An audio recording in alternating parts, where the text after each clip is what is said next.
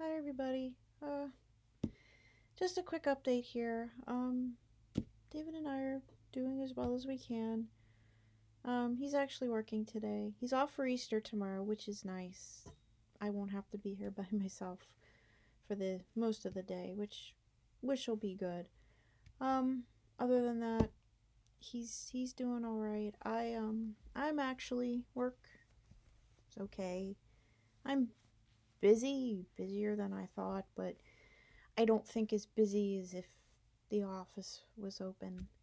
Um, Other than that, it's just the day to day anymore. Uh, it is. I fully admit I wasn't in the best of moods yesterday. Um, there's certain things that go on this time of year leading up to Easter, and since none of them were happening, it felt really strange, and I felt that. I wasn't the happiest about it. Yesterday yesterday just didn't go the way I had planned, and I wasn't in the best of moods yesterday. I was a I was miserable, I'll be honest. And so it was just kind of a day. Um David put up with it the best he could, I think. Um so that's where it is right now. Other than that, it's quiet. The flowers are blooming. The landlord's been over a couple times to mow the lawn, which is nice and green. The trees are starting to bud and bloom, and there's all sorts of birds singing, and which is nice. Um, I have to figure out. Maybe I'll try. I have some marigolds left over from last year. I'm thinking about going out and planting them probably when it decides to warm up and not feel like February anymore. We tried to go for a walk yesterday, and that lasted maybe all of about 20 minutes because the wind was blowing sideways, pretty much blowing horizontally, and it got cold. And it actually was flurrying a little bit when we turned around and came back to the apartment, which was interesting. So I was like, this doesn't feel like April. This feels like March, as March should have felt, or maybe even the end of February. So everybody says, "Oh, it snowed here on Easter before." I was like, "Please, that would be nice to not have that happen this year. That would just be another on the pile." So, other than that, things are okay here. Um, Jax is sitting up on his cat tree. I've been opening the window for him when it's been nice, so he can lay on the windowsill and enjoy the sun and scream at the birds. Except when it's 40 degrees outside and you can't really do that. So maybe if it warms up a little bit, I'll do that for him. But he seems okay. He seems content. I still think he's not used to the two of me being here at home. Some days he sleeps all day until it's time for lunch, and some days he won't leave me alone. He just meows and screams until I try to figure out what he wants while I'm working, and then usually 9 times out of 10, it's no, it's not time for lunch. Give him a couple pets, give him some water, and he either goes back to sleep or comes in the office and lets me know that he wants something. And yeah, cats, what are you gonna do? But I'm glad he's here. It's at least another living thing in the apartment. It's not just me here by myself. So, other than that, that's about where we are at the moment. So, I will get back to the next couple chapters in The Magician's Nephew. And where we left off was chapter 9. So, on to chapter 9. The Founding of Narnia. The lion was pacing to and fro about that empty land and singing his new song. It was softer and more lilting than the song by which he had called up the stars and the sun, a gentle, rippling music. and as he walked and sang, the valley grew green with grass. It spread out from the lion like a pool. It ran up the sides of the little hills like a wave. In a few minutes it was creeping up the lower slopes of the distant mountains, making that young world every moment softer. The light wind could now be heard ruffling the grass. Soon there were other things besides grass. The higher slopes grew dark with heather. Patches of rougher and more bristling green appeared in the valley. Turn my screensaver off here. Sorry about that. Diggory did not know what they were until one began coming up quite close to him.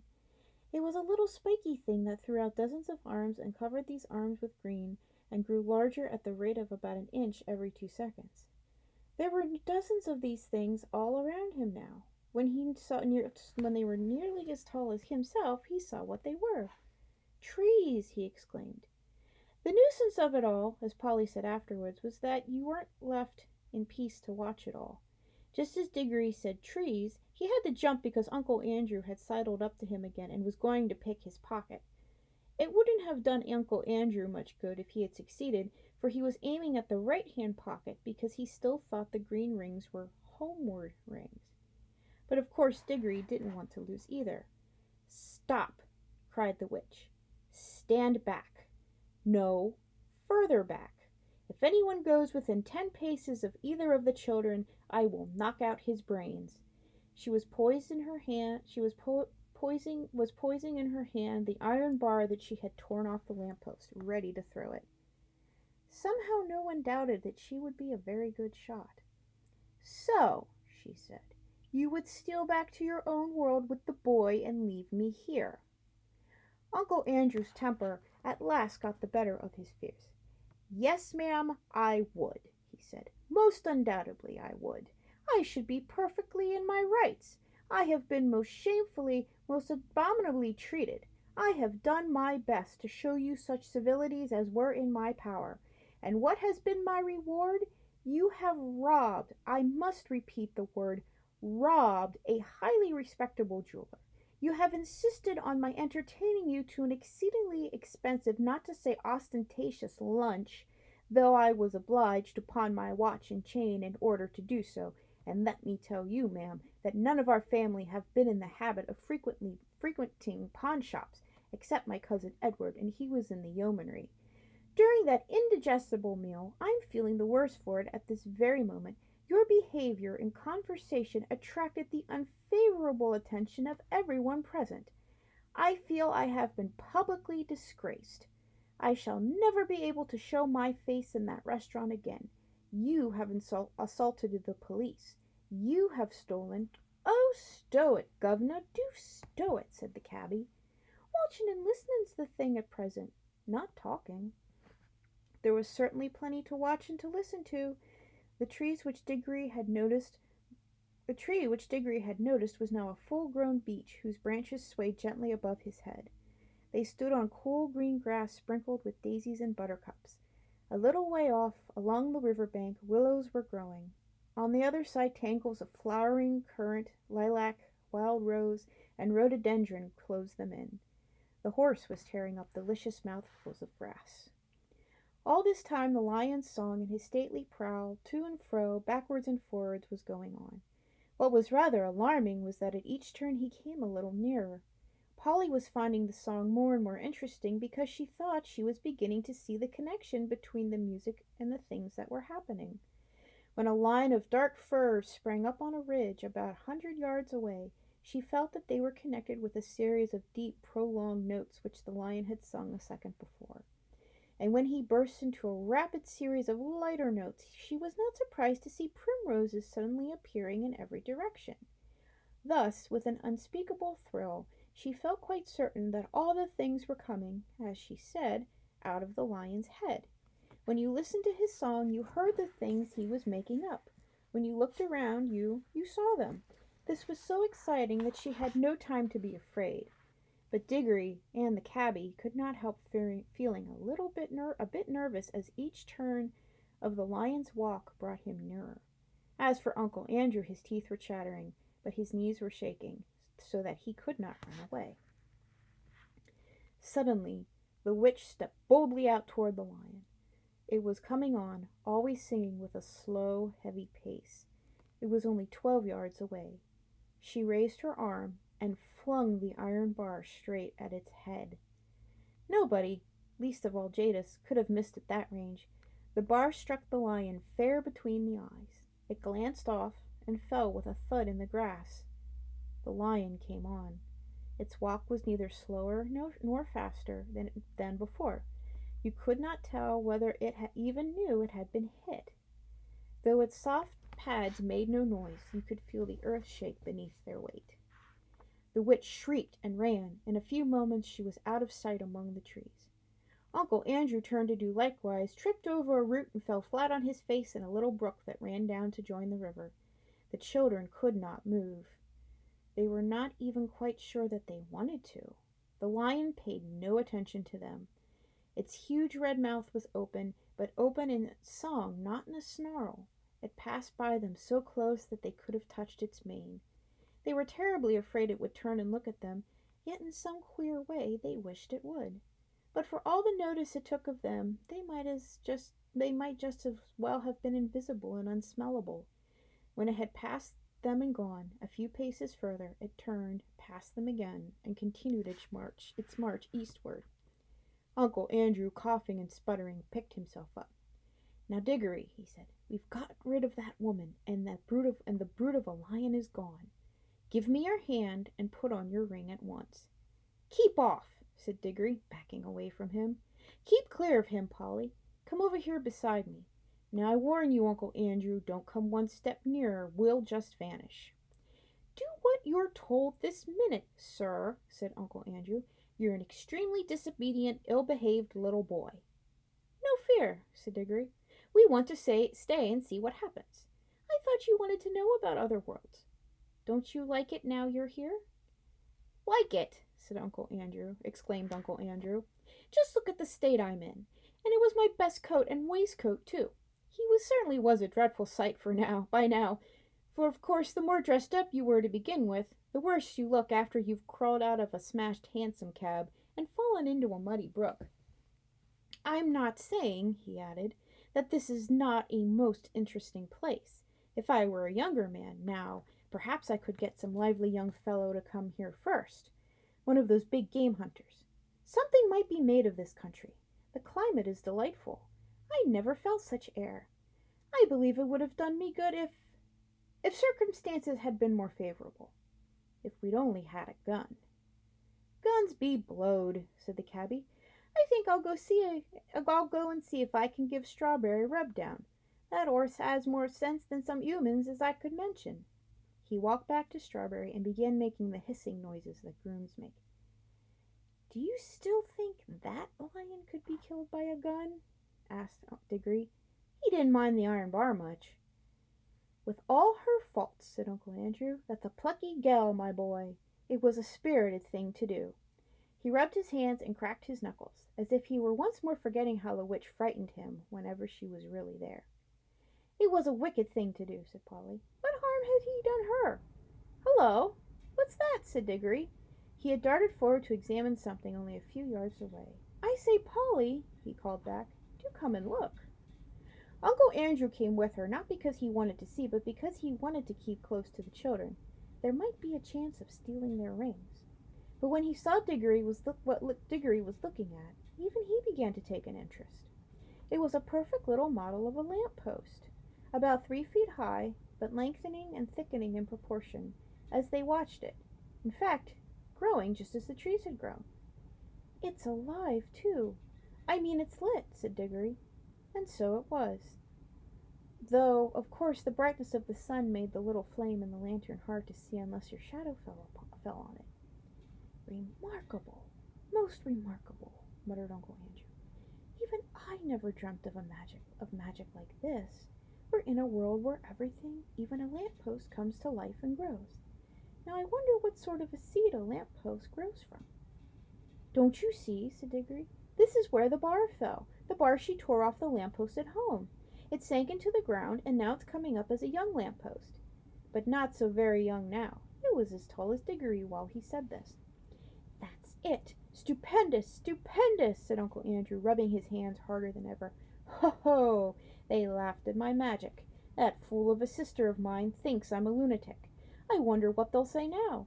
I have discovered a world where everything is bursting with life and growth. Columbus, now they talk about Columbus. But what was America to this? The commercial possibilities of this country are unbounded. Bring a few old bits of scrap iron here, bury 'em, and up they come as brand new railway engines, battleships, anything you please. They'll cost nothing, and I can sell 'em at full prices in England. I shall be a millionaire. And then the climate. I feel years younger here already. I can run it as a health resort. A good sanatorium here might be worth 20,000 a year. Of course, I shall have to let a few people into the secret. The first thing is to get that brute shot. You're just like the witch, said Polly. All you think of is killing things. And then as regards oneself, Uncle Andrew continued in a happy dream, there's no knowing how long I might live if I settle here. And that's a big consideration when a fellow has turned 60. I shouldn't be surprised if I never grew a day older in this country. Stupendous, the land of youth. Oh, cried Diggory, the land of youth. Do you think it really is? For of course he remembered what Aunt Letty had said to the lady who brought the grapes, and that sweet hope rushed back upon him. Uncle Andrew, he said, do you think there's anything here that would cure Mother? What are you talking about? Said Uncle Andrew. This isn't a chemist's shop. As I was saying, you don't care twopence about her, said Diggory savagely. I thought you might. After all, she's your sister as well as my mother. Well, no matter. I'm jolly well going to ask the lion himself if he can help me. And he turned and walked briskly away. Polly waited for a moment and then went after him. Here, stop. Come back. The boy's gone mad, said Uncle Andrew. He followed the children at a cautious distance behind, for he didn't want to get too far away from the green rings, or too near the lion. In a few minutes Diggory came to the edge of the wood, and there he stopped. The lion was singing still, but now the song had once more changed. It was more like what we should call a tune, but it was also far wilder. It made you want to rush and jump and climb. It made you want to shout. It made you want to rush at other people and either hug them or fight them. It made Diggory hot and red in the face. It had some effect on Uncle Andrew, for Diggory could hear him saying, A spirited gell, sir. It's a pity about her temper, but a dem fine woman all the same, a dem fine woman. But what the song did to the two humans was nothing compared to what it was doing to the country. Can you imagine a stretch of grassy land bubbling like water in a pot? For that is really the best description of what was happening. In all directions it was swelling into humps. They were of very different sizes, some no bigger than molehills, some as big as wheelbarrows, two the size of cottages. And the humps moved and swelled till they burst, and the crumbled earth poured out of them, and from each hump there came out an animal. The moles came out just as you might see a mole come out in England. The dogs came out, barking the moment their heads were free, and struggling as you've seen them do when they are getting through a narrow hole in a hedge. The stags were the queerest to watch, for of course the antlers came up a long time before the rest of them, so at first Diggory thought they were trees. The frogs, who all came up near the river, went straight into it with a plop plop and a loud croaking. The panthers, leopards, and things of that sort sat down at once to wash the loose earth off their hindquarters, and then stood up against the trees to sharpen their front claws. Showers of birds came out of the trees. Butterflies fluttered. Bees got to work on the flowers as if they hadn't a second to lose. But the greatest moment of all was when the biggest hump broke like a small earthquake, and out came the sloping back, the large wise head, and the four baggy-trousered legs of an elephant. And now you could hardly hear the song of the lion, there was so much cawing, cooing, crowing, braying, neighing, baying, barking, lowing, bleating, and trumpeting. But though Diggory could no longer hear the lion, he could see it. It was so big and so bright that he could not take his eyes off it. The other animals did not appear to be afraid of it. Indeed, at that very moment Diggory heard the sound of hoofs from behind. A second later, the old cab horse trotted past him and joined the other beasts. The air had apparently suited him as well as it had suited Uncle Andrew. He no longer looked like the poor old slave he had been in London. He was picking up his feet and holding his head erect. And now, for the first time, the lion was quite silent. He was going to and fro among the animals, and every now and then he would go up to two of them, always two at a time, and touch their noses with his. He would touch two beavers among all the beavers, two leopards among all the leopards, one stag and one deer among all the deer, and leave the rest. Some sorts of animals he passed over altogether, but the pairs which he had touched instantly left their own kinds and followed him.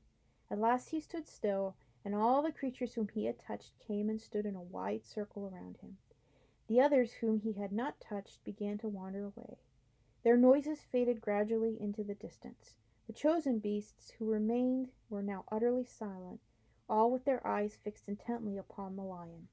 The cat-like ones gave an occasional twitch of the tail, but otherwise all were still. For the first time that day there was complete silence, except for the noise of running water. Diggory's heart beat wildly. He knew something very solemn was going to be done. He had not forgotten about his mother, but he knew jolly well that, even for her, he couldn't interrupt a thing like this. The lion, whose eyes never blinked, stared at the animals as hard as if he was going to burn them up with his mere stare. And gradually a change came over them. The smaller ones, the rabbits, moles, and such like, grew a good deal larger. The very big ones, you noticed it most with the elephants, grew a little smaller. Many animals sat up on their hind legs. Most put their heads on one side, as if they were trying very hard to understand. The lion opened his mouth, but no sound came from it. He was breathing out a long, warm breath. It seemed to sway all the beasts as the wind sways a line of trees.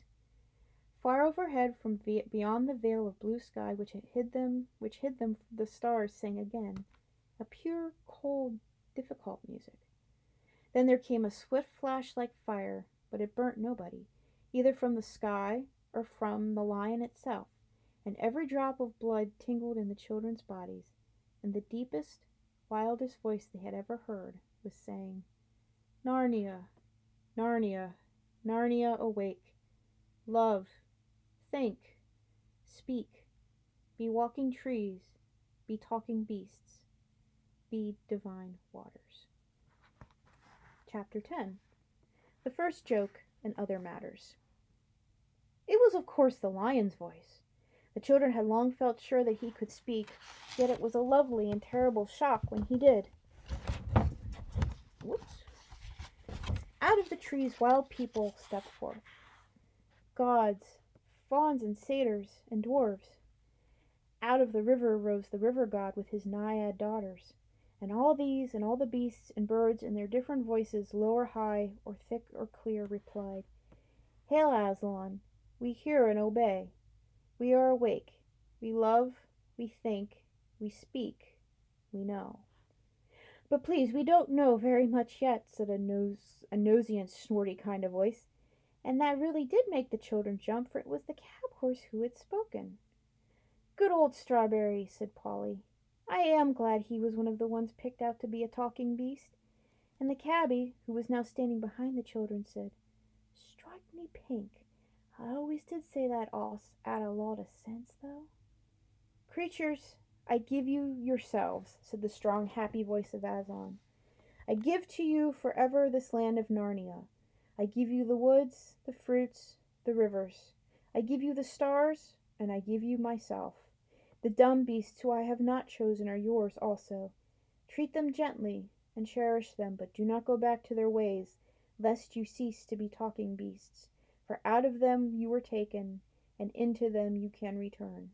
Do not so." "No, Aslan, we won't," said everyone. But one perky jackdaw added in a loud voice, "No fear!"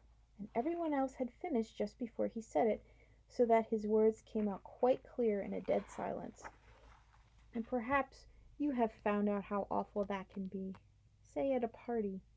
The jackdaw became so embarrassed that it hid its head under its wings as if it were going to sleep. And all the other animals began making various queer noises which are their ways of laughing, and which, of course, no one has ever heard in our world.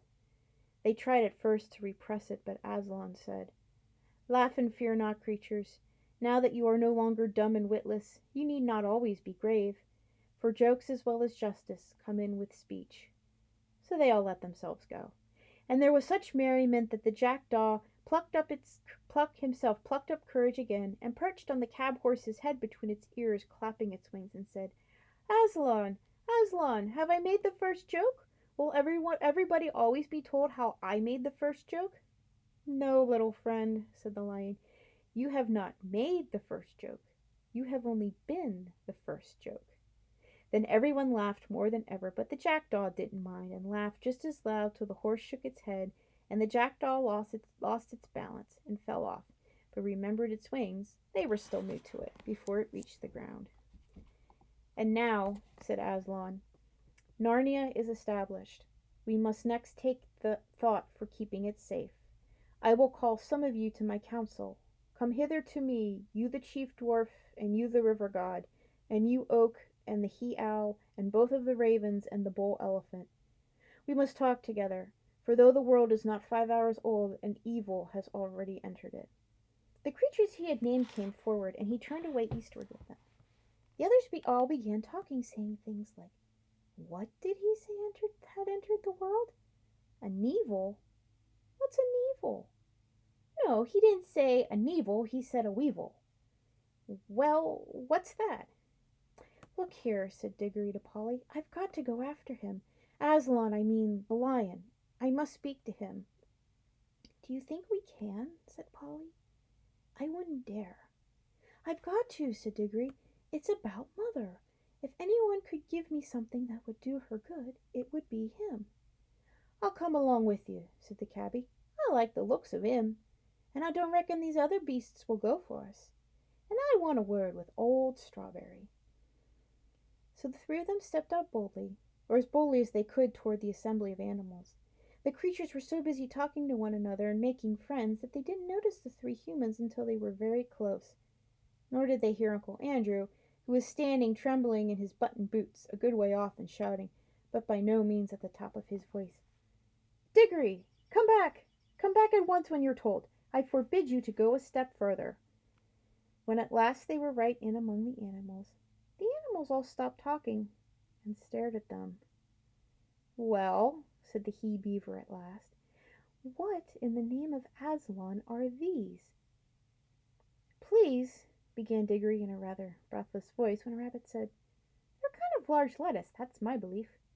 "No, we're not. Honestly, we're not," said Polly hastily. "We're not at all nice to eat." "There," said the mole, "they can talk. Whoever heard of a talking lettuce?" "Perhaps they're the second joke," suggested the jackdaw. A panther, which had been washing its face, stopped for a moment to say, "Well, if they are, they're nothing like so good as the first one. At least, I don't see anything very funny about them." It yawned and went on with its wash. "Oh, please," said Diggory, "I'm in such a hurry. I want to see the lion." All this time the cabby had been trying to catch Strawberry's eye. Now he did. "Now, Strawberry, old boy," he said, "you know me. You ain't going to stand there and say as if you don't know me." "What's the thing talking about, horse?" said several voices. "Well," said Strawberry very slowly, "I don't exactly know. I think most of us don't know much about anything yet, but I've sort of an idea I've seen a thing like this before. I've a feeling I lived somewhere else, or was something else, before Aslan woke us all up a few minutes ago. It's all very muddled, like a dream. But there were things like these three in the dream." "What?" said the cabby. "Not know me? Me what used to bring you a hot mash of an evening when you was out of sorts? Me what rubbed you down proper? Me what never forgot to put your cloth on you if you was standing in the cold? I wouldn't have thought it of you, Strawberry." "It does begin to come back," said the horse thoughtfully. "Yes. Let me think now, let me think. Yes, you used to tie a horrid black thing behind me and then hit me to make me run. And however far I ran, this black thing would always be coming rattle, rattle behind me. We had to earn our living. We had our living to earn, see?" said the cabby. Yours the same as mine. And if there hadn't been no work and no whip, there'd have been no stable, no hay, no mash, and no oats. For you did get a taste of oats when I could afford 'em, which no one can deny. Oats, said the horse, pricking up his ears. Yes, I remember something about that. Yes, I remember more and more. You were always sitting up somewhere behind, and I was always running in front, pulling you and the black thing. I know I did all the work. Summer, I grant you, said the cabby. Alt work for you and a cool seat for me. But what about winter, old boy, when you was keeping yourself warm and I was sitting up there with my feet like ice and my nose fair pinched off me of the wind and my arms that numb that I couldn't hardly hold the reins? It was a hard, cruel country, said Strawberry. There was no grass, all hard stones. Too true, mate, too true, said the cabby. An odd world it was. I always did say those paving stones weren't fair on any horse. That's Lunnon, that is. I didn't like it no more than what you did. You were a country horse, and I was a country man.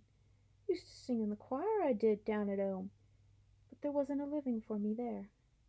Oh, please, please, said Diggory, could we get on? The lion's getting farther and farther away, and I do want to speak to him so dreadfully badly. Look here, Strawberry, said the cabby. This young gentleman has something on his mind that he wants to talk to the lion about. Him you call Aslan. Suppose you was to let him ride on your back, which he'd take it very kindly, and trot him over to where the lion is, and me and the little girl will be following along. Ride, said Strawberry. Oh, I remember now. That means sitting on my back. I remember there used to be a little one of you two-leggers who used to do that a long ago. He used to have hard little square lumps of some white stuff that he gave me. They tasted, oh, wonderful, sweeter than grass. Ah, that be sugar, said the cabby. Please, Strawberry, begged Diggory, do let me get up and take me to Aslan. Well, I don't mind, said the horse. Not for once in a way. Up you get. Good old Strawberry, said the cabby. Here, young'un, I'll give ye a lift. Diggory was soon on Strawberry's back, and quite comfortable, for he had ridden bareback before on his own pony. Now do gee up, Strawberry, he said. You don't happen to have a bit of that white stuff about you, I suppose, said the horse. No, I'm afraid I haven't, said Diggory. Well, it can't be helped, said Strawberry, and off they went. At that moment a large bulldog, who had been sniffing and staring very hard, said, Look, isn't there another of these queer creatures over there beside the river, under the trees? Then all the animals looked and saw Uncle Andrew standing very still among the rhododendrons, and hoping he wouldn't be noticed. Come on, said several voices. Let's go and find out. So while Strawberry was briskly trotting away with Diggory in one direction, and Polly and the cabby were following on foot, most of the creatures rushed toward Uncle Andrew with roars, barks, grunts, and various noises of cheerful interest. We must now go back a bit and explain what the whole scene had looked like from Uncle Andrew's point of view. It had not made at all the same impression on him as on the cabby and the children, for what you see and hear depends a good deal on where you are standing. It also depends on what sort of person you are. Ever since the animals had first appeared, Uncle Andrew had been shrinking further and further back into the thicket. He watched them very hard, of course, but he wasn't really interested in seeing what they were doing, only in seeing whether they were going to make a rush at him. Like the witch, he was dreadfully practical. He simply didn't notice that Aslan was choosing one pair out of every kind of beasts. All he saw, or thought he saw, was a lot of dangerous wild animals walking vaguely about, and he kept on wondering why the other animals didn't run away from the big lion. When the great moment came and the beast spoke, he missed the whole point, for a rather interesting reason. When the lion had first begun singing, long ago when it was still quite dark, he had realized that the noise was a song, and he had disliked the song very much. It made him think and feel things he did not want to think and feel.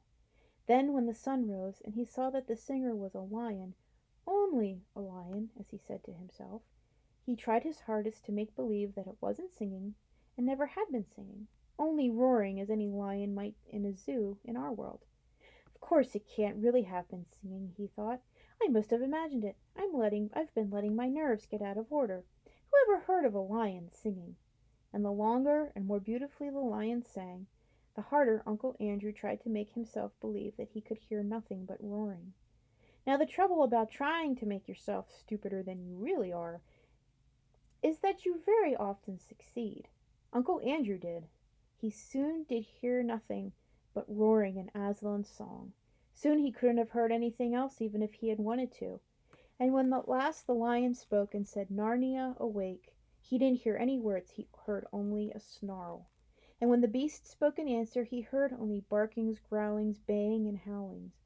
And when they laughed, well, you can imagine. That was worse for Uncle Andrew than anything that had happened.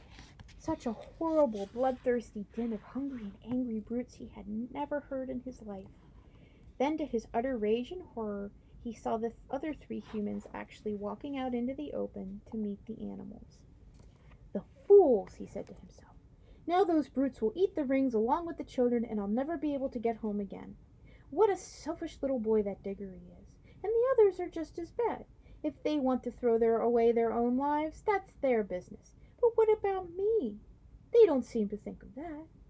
No one thinks of me." Finally, when a whole crowd of animals came rushing toward him, he turned and ran for his life. And now anyone could see that the air of that young world was really doing the old gentleman good. In London he had been far too old to run. Now he ran at a speed which would have made him certain to win the 100 yards race at any prep school in England. His coat-tails flying out behind him were a fine sight. But of course it was no use. Many of the animals behind him were swift ones. It was the first run they had ever taken in their lives, and they were all longing to use their new muscles. "After him! After him!" they shouted. "Perhaps he's that Neville! Tally-ho! Tantivy! Cut him off! Round him up! Keep it up! Hooray!" In a very few minutes some of them got ahead of him. They lined up in a row and barred his way. Others hemmed him in from behind. Wherever he looked he saw terrors. Antlers of great elks and the huge face of an elephant towering over him. Heavy, serious-minded bears and boars grunted behind him. Cool-looking leopards and panthers with sarcastic faces, as he thought, stared at him and waved their tails. What struck him most of all was the number of open mouths. The animals had really opened their mouths to pant. He thought they had opened their mouths to eat him. Uncle Andrew stood trembling and swaying this way and that. He had never liked animals at the best of times, being usually rather afraid of them, and of course years of doing cruel experiments on animals had made him hate and fear them more. "Now, sir," said the bulldog in his businesslike way, "are you animal, vegetable, or mineral?" That's what it was really, but all Uncle Andrew heard was "Grrrr." Chapter 11. Hold on a minute. There we go. Just receive a little bit. Chapter 11. Diggory and his uncle are both in trouble. You may think the animals were very stupid, not to see at once that Uncle Andrew was the same kind of creature as the 2 children and the cabby. But you must remember that the animals knew nothing about clothes. They thought that Polly's frock and Diggory's Norfolk suit and the cabby's bowler hat were as much parts of them as their own fur and feathers. They wouldn't have known even that those 3 were all of the same kind if they hadn't spoken to them, and if Strawberry had not seemed to think so. And Uncle Andrew was a great deal taller than the children, and a good deal thinner than the cabby. He was all in black except for his white waistcoat, not very white by now, and the great gray mop of his hair, now very wild indeed. Didn't look to them like anything they had seen in the 3 other humans. So it was only natural that they should be puzzled. Worst of all, he didn't seem to be able to talk. He had tried to. When the bulldog spoke to him, or as he thought, first snarled and then growled at him, he held out his shaking hand and gasped, "Good doggy, then. Poor old fellow." The beasts could not understand him any more than he could understand them. They didn't hear any words, only a vague sizzling noise. Perhaps it was just as well they didn't, for no dog that I ever knew, least of all a talking dog of Narnia, likes being called a good doggy then, any more than you would like being called my little man. Then Uncle Andrew dropped down in a dead faint. "There," said a warthog. "It's only a tree. I always thought so." Remember, they had never yet seen a faint or even a fall. The bulldog, who had been sniffing Uncle Andrew all over, raised its head and said, "It's an animal. Certainly an animal. And probably the same kind as those other ones." "I don't see that," said one of the bears. "An animal wouldn't just roll over like that. We're animals, and we don't roll over. We stand up, like this."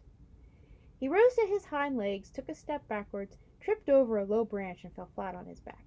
"The third joke! The third joke! The third joke!" said the jackdaw in great excitement. "I still think it's some sort of tree," said the warthog. "If it's a tree," said the other bear, "there might be a bee's nest in it." "I'm sure it's not a tree," said the badger. "I have a sort of idea it was trying to speak before it toppled over." "That was only the wind in its branches," said the warthog. "You surely don't mean," said the jackdaw to the badger, "that you think it's a talking animal? It didn't say any words." "And yet said the elephant. The she-elephant, of course, her husband, as you remember, had been called away by Aslan. "And yet it might be an animal of some kind. Mightn't the whitish lump at this end be a sort of face? And couldn't those holes be eyes and a mouth? No nose, of course. But then, one mustn't be narrow-minded. Very few of us have what could exactly be called a nose." She squinted down the length of her own trunk with pardonable pride. "I object to that remark very strongly," said the bulldog. "The elephant is quite right," said the tapir. "I tell you what," said the donkey brightly, "perhaps it's an animal that can't talk but thinks it can." "Can it be made to stand up?" said the elephant thoughtfully. She took the limp form of Uncle Andrew gently in her trunk and set him up on end, upside down unfortunately, so that 2 half-sovereigns, 3 half-crowns, and a sixpence fell out of his pocket. But it was no use. Uncle Andrew merely collapsed again. "There," said several voices. "It isn't an animal at all. It's not alive." "I tell you it's an animal," said the bulldog. "Smell it for yourself." "Smelling isn't everything," said the elephant. "Why," said the bulldog, "if a fellow can't trust his nose, what is he to trust?" "Oh, his brains, perhaps," she replied mildly. "I object to that remark very strongly," said the bulldog. "Well, we must do something about it," said the elephant, "because it may be the Nevil, and it must be shown to Aslan. What do most of us think? Is it an animal, or something of the tree kind?" "Tree! Tree!" said a dozen voices. "Very well," said the elephant. "Then if it's a tree it wants to be planted, we must dig a hole." The 2 moles settled that part of the business pretty quickly. There was some dispute as to which way up Uncle Andrew ought to be put into the hole, and he had a very narrow escape from being put in head foremost. Several animals said his legs must be branches, and therefore the gray fluffy thing, they meant his head, must be his root. But then others said that the forked end of him was the muddier and that it spread out more, as roots ought to do. So finally he was planted right way up. When they had patted down the earth, it came up above his knees. "It looks dreadfully withered," said the donkey. "Of course it wants some watering," said the elephant. "I think I might say, meaning no offense to anyone present, that perhaps for that sort of work my kind of nose—" "I object to that remark very strongly," said the bulldog. But the elephant walked quietly to the river, filled her trunk with water, and came back to attend to Uncle Andrew. The sagacious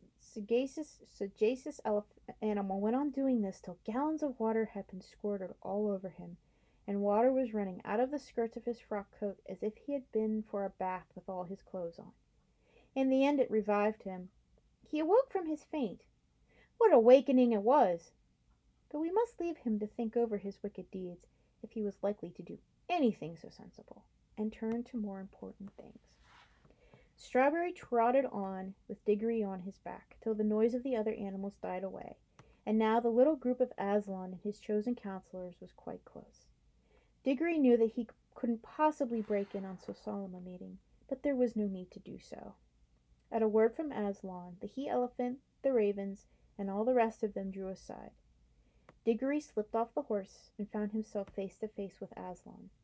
And Aslan was bigger and more beautiful, and more brightly golden, and more terrible than he had thought. He dared not look into the great eyes. "Please, Mr. Lion, Aslan, sir," said Diggory, "could you, may I, please, will you give me some magic fruit of this country to make mother well?" He had been desperately hoping that the lion would say yes. He had been horribly afraid it might say no. But he was taken aback when it did neither. "This is the boy," said Aslan, looking not at Diggory but at his counselors. "This is the boy who did it." "Oh dear," thought Diggory, "what have I done now?" "Son of Adam," said the lion, "there is an evil witch abroad in my new land of Narnia. Tell these good beasts how she came here." A dozen different things that he might say flashed through Diggory's mind, but he had the sense to say nothing except the exact truth. "I brought her here, Aslan," he answered in a low voice. "For what purpose?" "I wanted to get her out of my own world back into her own. I thought I was taking her back to her own place." "How did she how came she to be in your world, son of Adam?" "By magic." The lion said nothing, and Diggory knew that he had not told enough. "It was my uncle Aslan," he said. "He sent us out of our own world by magic rings. At least I had to go, because he sent Polly first, and then we met the witch in a place called Charn, and she just held on to us when—" "You met the witch?" said Aslan in a low voice, which had the threat of a growl in it. "She woke up," said Diggory wretchedly, and then turning very white. "I mean, I woke her, because I wanted to know what would happen if I struck a bell. Polly didn't want to. It wasn't her fault. I fought her. I know I shouldn't have. I think I was a bit enchanted by the writing under the bell." "Do you?" said Aslan, still speaking very low and deep. There was a long pause, and Diggory was thinking all the time, "I've spoiled everything. There's no chance of getting anything from mother now." When the lion spoke again, it was not to Diggory. "You see, friends," he said, "that before the new, clean world I gave you is 7 hours old, a force of evil has already entered it, waked, and brought hither by this son of Adam. The beasts, even Strawberry, all turned their eyes on Diggory, till he felt that he wished the ground would swallow him up. But do not be cast down," said Aslan, still speaking to the beasts. "Evil will come of that evil, but it is still a long way off, and I will see to it that the worst falls upon myself. In the meantime, let us take such order that for many 100 years yet this shall be a merry land, in a merry world. And as Adam's race has done the harm, Adam's race shall help to heal it. Draw near, you other two." The last words were spoken to Polly and the cabby, who had now arrived. Polly, all eyes and mouth, was staring at Aslan and holding the cabby's hand rather tightly. The cabby gave one glance at the lion and took off his bowler hat. No one had yet seen him without it. When it was off, he looked younger and nicer and more like a countryman and less like a London cabman. "Son," said Aslan to the cabby, "I have known you long. Do you know me?" "Well, no, sir," said the cabby. "Leastways, not in an ordinary manner of speaking. Yet I feel somehow, if I may make so free, as 'ow we've met before." "It is well," said the lion. "You know me better than you think you know, and you shall live to know me better yet. How does this land please you?" "It's a fair treat, sir," said the cabby. "Would you like to live here always?" "Well, you see, sir, I'm a married man," said the cabby. "If my wife were here, neither of us would ever want to go back to London, I reckon. We're both country folks, really." Aslan threw up his shaggy head, opened his mouth, and uttered a long, single note, not very loud, but full of power. Polly's heart jumped in her body when she heard it. She felt sure that it was a call, and that anyone who heard that call would want to obey it, and what's more, would be able to obey it. However many worlds and ages lay between.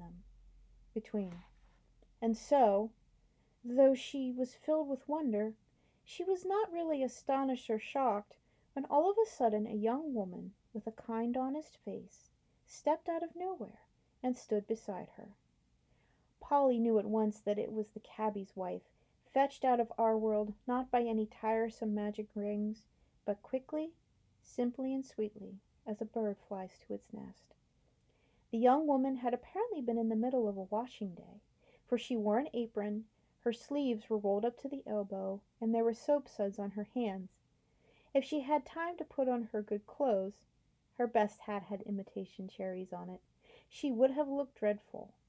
As it was, she looked rather nice. Of course she thought she was dreaming.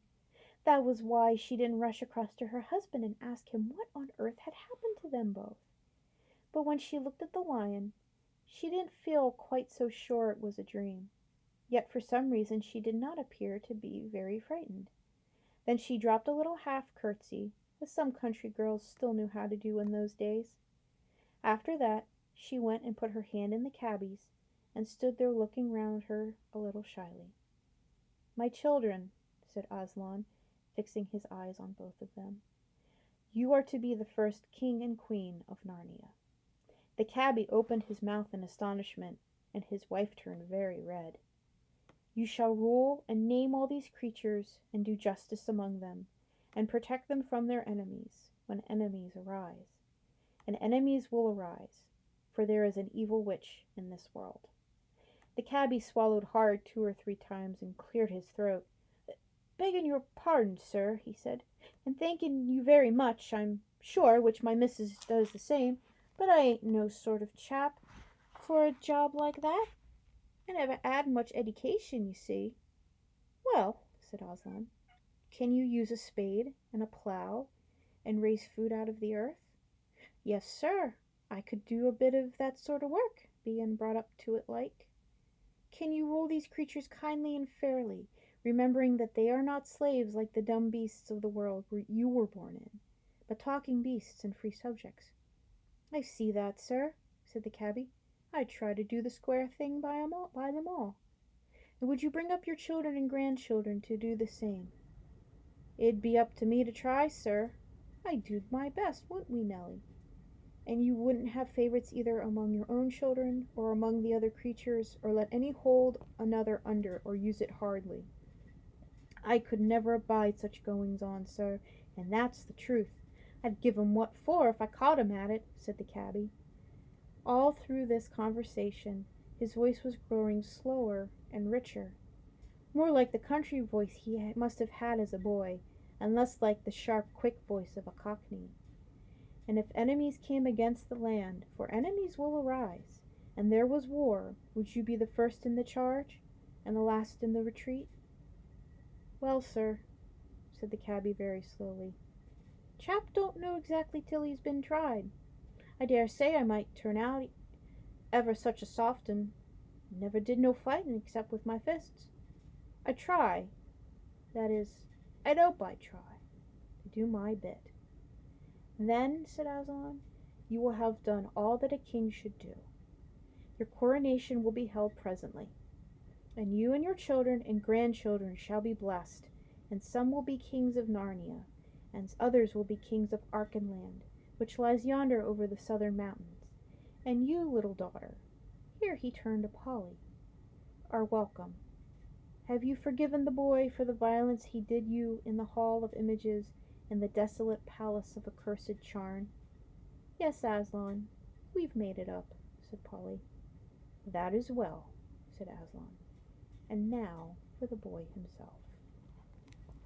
I think, it being a holiday weekend, I think I can fit one more chapter in, so on to chapter 12, Strawberry's Adventure. Diggory kept his mouth very tight shut. He had been growing more and more uncomfortable. He hoped that, whatever happened, he wouldn't blub or do anything ridiculous. Son of Adam, said Aslan, are you ready to undo the wrong that you have done to my sweet country of Narnia on the very day of its birth? Well, I don't see what I can do, said Diggory. You see, the queen ran away and I asked, are you ready? Said the lion. Yes, said Diggory.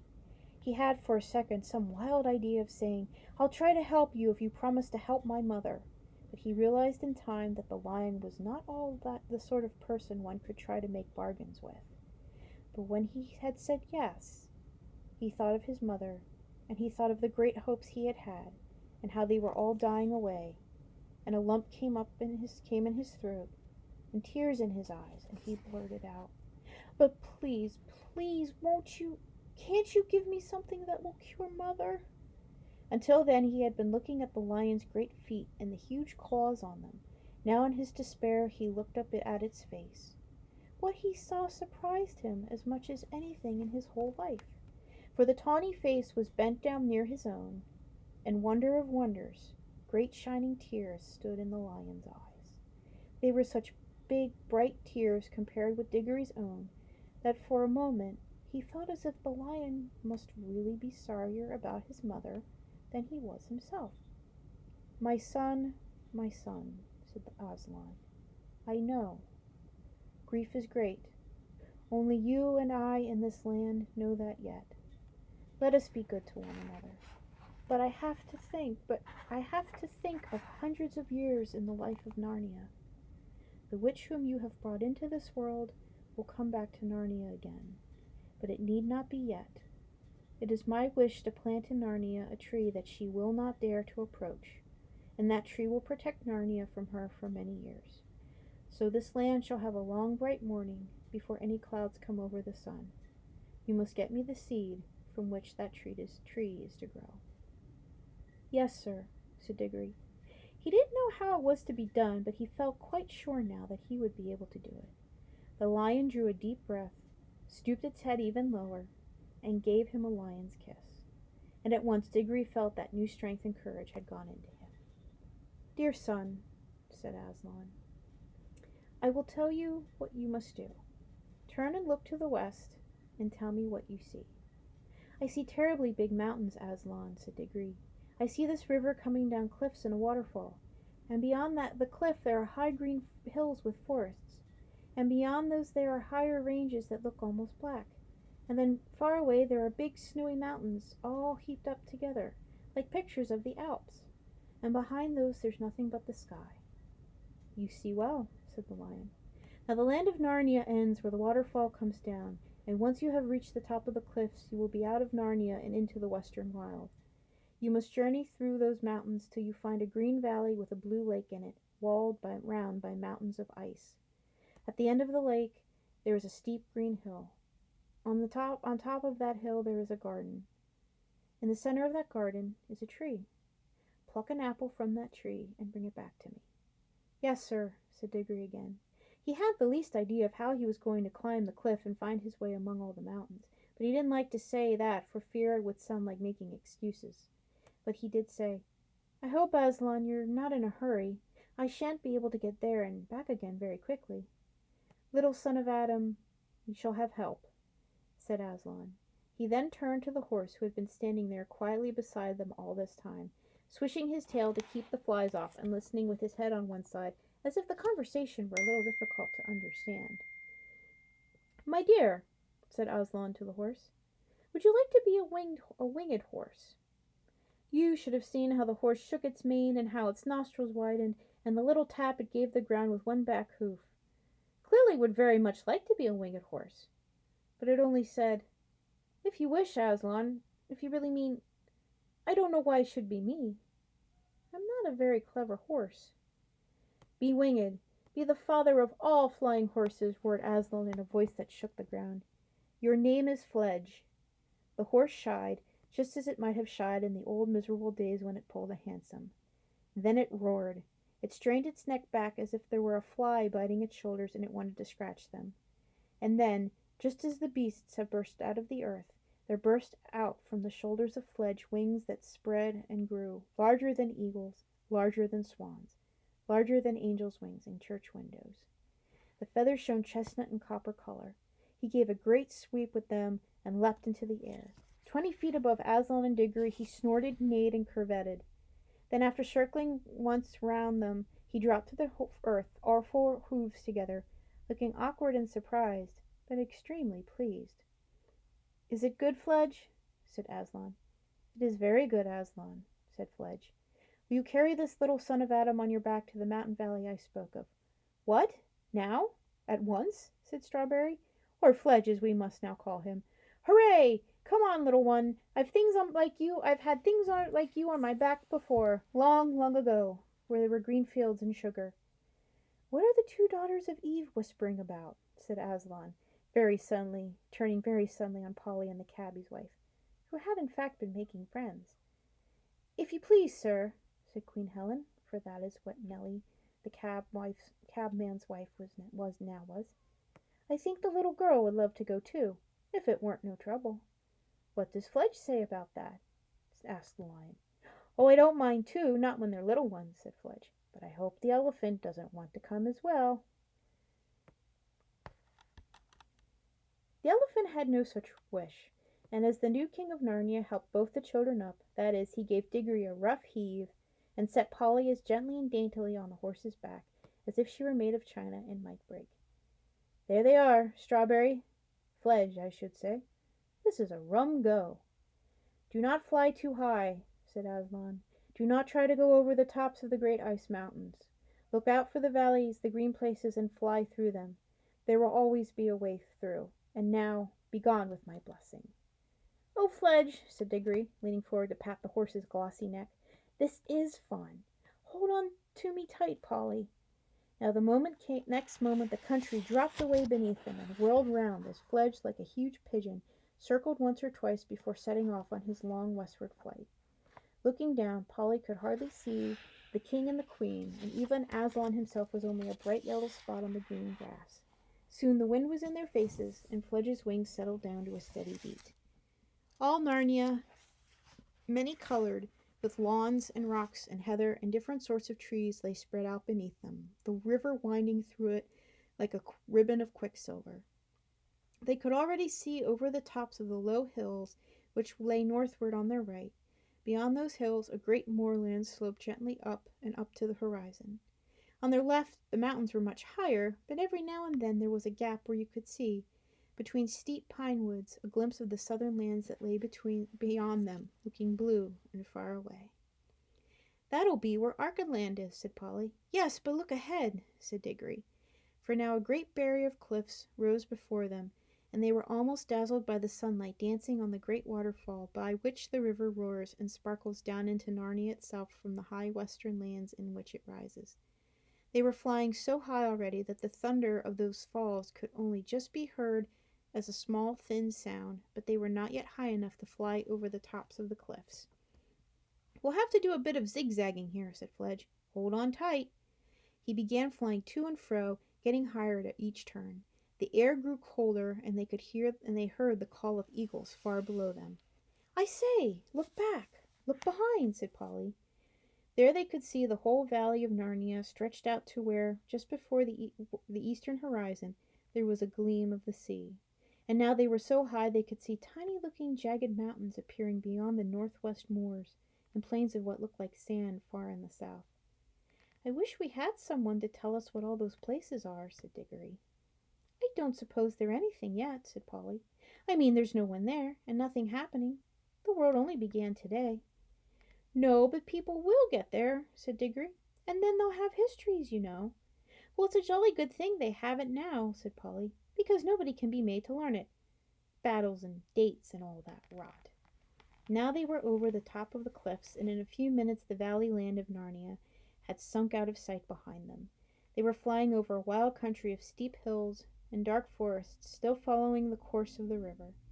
The really big mountains loomed ahead, but the sun was now in the travelers' eyes, and they couldn't see things very clearly in that direction, for the sun sank lower and lower till the western sky was all like one great furnace full of melted gold, and it set at last behind a jagged peak which stood up against the brightness as sharp and flat as if it were cut out of cardboard. It's none too warm up here, said Polly.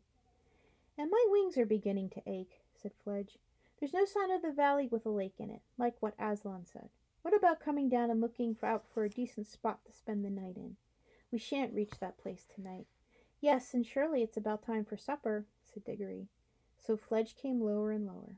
As they came down nearer the earth and among the hills, the air grew warmer, and after traveling so many hours with nothing to listen to but the beat of Fledge's wings, it was nice to hear the homely and earthly noises again. The chatter of the river on its stony bed, and the creaking of trees in the light wind. A warm, good smell of sun-baked earth and grass and flowers came up to them. At last Fledge alighted. Diggory rolled off and helped Polly to dismount. Both were glad to stretch their stiff legs. The valley in which they had come down in was in the heart of the mountains. Snowy heights, one of them looking rose-red in the reflections of the sunset, towered above them. I am hungry, said Diggory. Well, tuck in, said Fledge, taking a big mouthful of grass. Then he raised his head, still chewing, and with bits of grass sticking out on each side of his mouth like whiskers, he said, Come on, you two. Don't be shy. There's plenty for us all. But we can't eat grass, said Diggory. Hmm, hmm, said Fledge, speaking with his mouth full. Well, don't know quite what you'll do then. Very good grass, too. Polly and Diggory stared at one another in dismay. Well, I do think someone might have arranged about our meals, said Diggory. I'm sure Aslan would if you'd asked him, said Fledge. Wouldn't he know without being asked? Said Polly. I've no doubt he would, said the horse, still with his mouth full. But I've a sort of idea he likes to be asked. But what on earth are we to do? Asked Diggory. I'm sure I don't know, said Fledge, unless you try the grass. You might like it better than you think. Oh, don't be silly, said Polly, stamping her foot. Of course humans can't eat grass any more than you could eat a mutton chop. For goodness sake, don't talk about chops and things, said Diggory. It only makes it worse. Diggory said that Polly had better take herself home by rain and get something to eat there. He couldn't himself because he had promised to go straight on his message for Aslan, and if once he showed up again at home, anything might happen to prevent his getting back. But Polly said she wouldn't leave him, and Diggory said it was jolly decent of her. I say, said Polly, I've still got the remains of that bag of toffees in my jacket. It's better than nothing. It'll be better than nothing. A lot better, said Diggory. But be careful to get your hand into your pocket without touching your ring. This was a difficult and delicate job, but they managed it in the end. The little paper bag was very squashy and sticky when they finally got it out, so that it was more of a question of tearing the bag off the toffees than of getting the toffees out of the bag. Some grown-ups, you know how fussy they can be about that sort of thing, would rather have gone without supper altogether than eaten those toffees. There were 9 of them all told. It was Diggory who had the bright idea of eating 4 each and planning the 9th. For, as he said, if the bar off the lamp-post turned into a little light tree, why shouldn't this turn into a toffee tree? So they dibbled a small hole in the turf and buried their piece of toffee. Then they ate the other pieces, making them last as long as they could. It was a poor meal. Even with all the paper, they couldn't help eating as well. When Fledge had quite finished his own excellent supper, he lay down. The children came and sat one on either side of him, leaning against his warm body, and when he had spread a wing over each, they were really quite snug. As the bright young stars of that new world came out, they talked over everything, how Diggory had hoped to get something for his mother, and how, instead of that, he had been sent on this message. And they repeated to one another all the signs by which they would know the places they were looking for. The blue lake and the hill with a garden on top of it.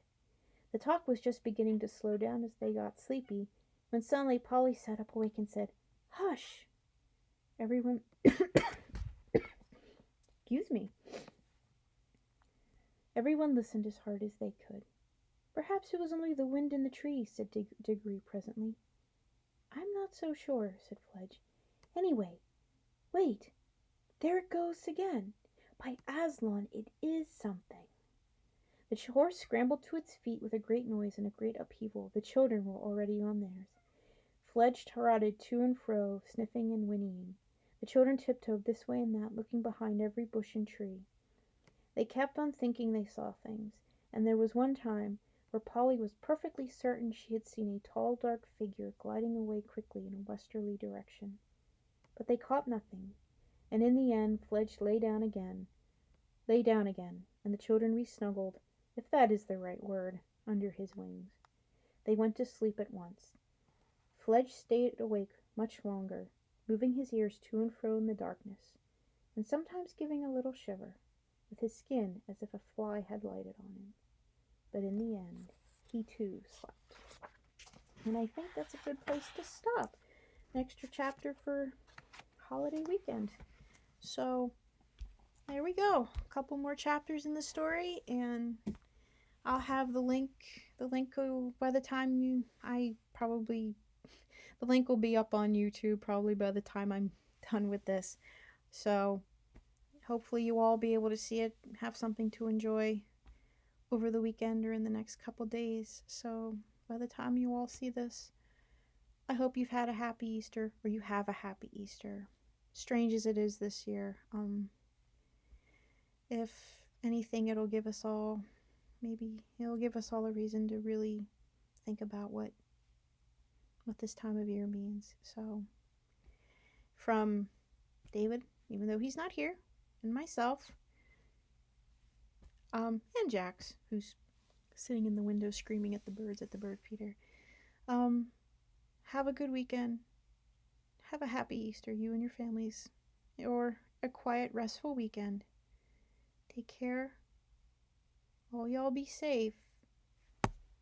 Keep washing your hands, and I'll be back with the next couple of chapters soon. Bye, everybody.